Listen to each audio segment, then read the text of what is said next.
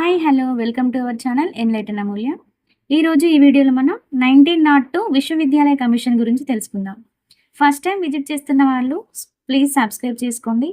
Already ఇంతకుముందు Woods dispatch ఇంకా Hunter commission చేయడం జరిగింది. అవి చాలా ఇంపార్టెంట్. వీటితో పాటు చాలా కమిషన్స్ ఇంకా ప్రాక్టీస్ బిట్స్ అయితే చేయడం జరిగింది. మన ఛానల్లో ప్లేలిస్ట్లో అయితే అవైలబుల్గా ఉన్నాయి.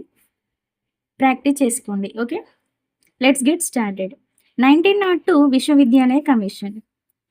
1901లో అప్పటి గవర్నర్ జనరల్ లార్డ్ కర్జన్ సిమ్లాలో జాతీయ విద్యా సదస్సు నిర్వహిస్తాడు. ఈ సదస్సు ప్రాథమిక విద్య పటిష్టతకి హంటర్ కమిషన్ చేసిన సూచనలను యథాతథంగా అమలు చేయమని పేర్కొంటుంది మరియు విశ్వవిద్యాలయాలను సంస్కరించమని పేర్కొంటుంది. 1902లో లార్డ్ కర్జన్ విశ్వవిద్యాలయాలను సంస్కరించుటకు థామస్ ర్యాలీ అధ్యక్షతన తన విశ్వవిద్యాలయ కమిషన్ని నియమిస్తాడు. చూడండి, ఇంతకుముందే మనం డిస్కస్ చేసాం కదా, భారతదేశంలో విద్యారంగంలో మార్పుల కోసం వుడ్స్ డిస్పాచ్ అనేది ఏర్పడింది. ఆ కమిషన్ ఏం చెప్తాయంటే ప్రాథమిక పాఠశాలల్ని ఏర్పాటు చేయాలని చెప్తుంది. అకార్డింగ్ టు దట్ ఏమైంది, హంటర్ కమిషన్ చాలా ప్రైమరీ స్కూల్స్ని అయితే ఏర్పాటు చేస్తుంది. కానీ బ్యాడ్ లక్ ఏంటంటే 1897 to 99లో కరువు చాలా రావడం వల్ల విద్యారంగంలో నిశ్శబ్ద కాలంగా పరిగణించబడింది. అంటే అప్పుడు విద్య మొత్తం సంక్షోభంలోకి వెళ్ళిపోయింది. తర్వాత వచ్చినటువంటి గవర్నర్ జనరల్ లార్డ్ కర్జన్ ఏం చేశాడంటే 1901లో సిమ్లాలో ఒక జాతీయ విద్యా సదస్సుని నిర్వహించాడు. అందులో ఏం చెప్పిండంటే హంటర్ కమిషన్ ఆల్రెడీ ఏం చెప్పింది, ప్రాథమిక విద్యా పటిష్టత కోసం కొన్ని సూచనలు చేసింది కదా, వాటిని యథాతథంగా అంటే as it is Hunter commission ఎలాంటి సూచనలు అయితే చేసిందో వాటిని అమలు చేస్తూ ఇంకొకటి ఎక్స్ట్రా ఏం చెప్పిందంటే ఆలయాలను సంస్కరించాలని పేర్కొంటుంది. అప్పుడు పేర్కొన్న తర్వాత అప్పుడు ఏం జరుగుతుందంటే 1902లో ఈ లార్డ్ కర్జన్ ఏం చేస్తాడంటే విశ్వవిద్యాలయాన్ని సంస్కరించుటకు థామస్ ర్యాలీ అధ్యక్షతన విశ్వవిద్యాలయ కమిషన్ని నియమిస్తాడు. అంటే ఇప్పుడు విశ్వవిద్యాలయాల కమిటీకి అధ్యక్షుడు ఎవరు అంటే థామస్ ర్యాలీ.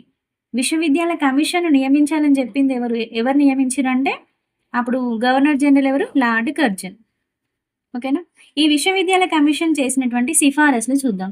చూడండి, ఫస్ట్ వన్, కొత్త యూనివర్సిటీ స్థాపించకూడదు, ఉన్న వాటినే సంస్కరించాలి. ఆల్రెడీ వుడ్స్ డిస్పాచ్ ఏం చెప్పింది, ప్రముఖ నగరాలైనటువంటి మద్రాస్, కల్కటా లేదా కోల్కతా ఇంకా ముంబై, ఈ మూడిట్లో విశ్వవిద్యాలయాన్ని స్థాపించాలని చెప్పింది. ఇక్కడ ఈ విశ్వవిద్యాలయ కమిషన్ ఏం చెప్తుందంటే కొత్త యూనివర్సిటీ స్థాపించాల్సిన అవసరం లేదు, స్థాపించకుండా ఉన్న వాటినే సంస్కరించాలి, అంటే మార్పులు చేర్పులు చేయాలి. నెక్స్ట్, యూనివర్సిటీస్ సమర్థవంతంగా పనిచేయాలంటే సెనెట్ మరియు సిండికేట్లను పునర్వ్యవస్థీకరించాలి, వాటిలో అధ్యాపకులకు తగిన ప్రాతినిధ్యం కల్పించాలి. అంటే బ్రిటిష్ వాళ్ళు పరిపాలించే టైంలో మనకి సెనెట్ మరియు సిండికేట్లు అనేవి ఉండింది. సెనెట్ ఏంటి అంటే ఇది ఒక గవర్నింగ్ బాడీ. ఇది దేనికి రెస్పాన్సిబుల్ అంటే ఫర్ అకాడమిక్ మ్యాటర్స్, అంటే which includes setting off academic policies కానీ కరికులమ్స్ కానీ స్టాండర్డ్స్ కానీ చేసేది ఏంటంటే సెనెట్.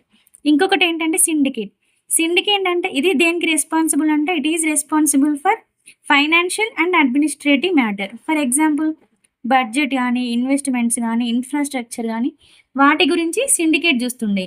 అకాడమిక్స్ కరికులం వాటి గురించి సెనెట్ చూస్తుండే. ఇవి రెండింటిని పునర్వ్యవస్థీకరించాలి అని చెప్పింది.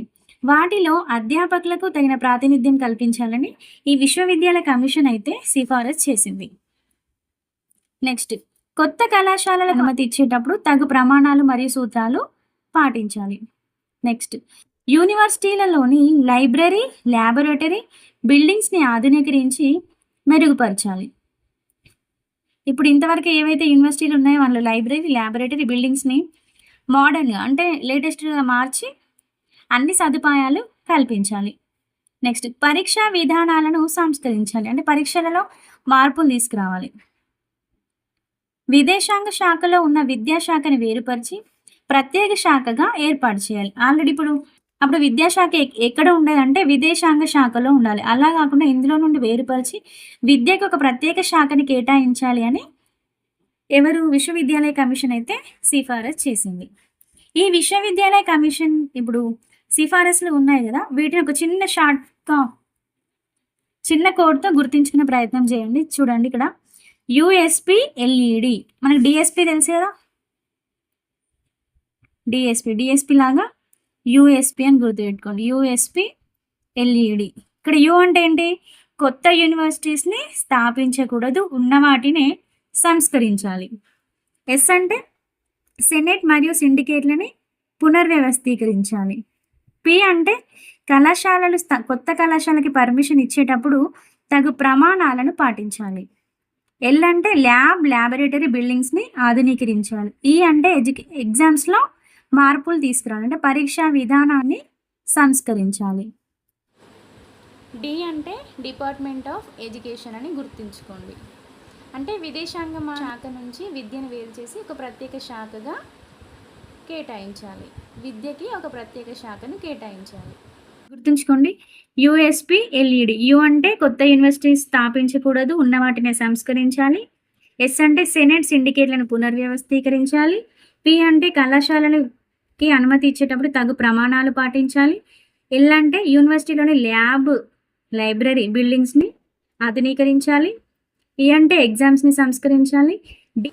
డి అంటే డిపార్ట్మెంట్ ఆఫ్ ఎడ్యుకేషన్, అంటే విద్యాశాఖని ఏర్పాటు చేయాలి. ఇక్కడ నుండి విద్యాశాఖని విదేశాంగ శాఖ నుండి వేరు అంటే డిఫరెన్స్ అని గుర్తుపెట్టుకోండి. వేరుపరిచి విద్యకి ఒక ప్రత్యేకమైన శాఖని కేటాయించాలి.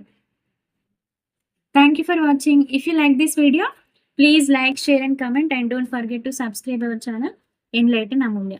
Thank you.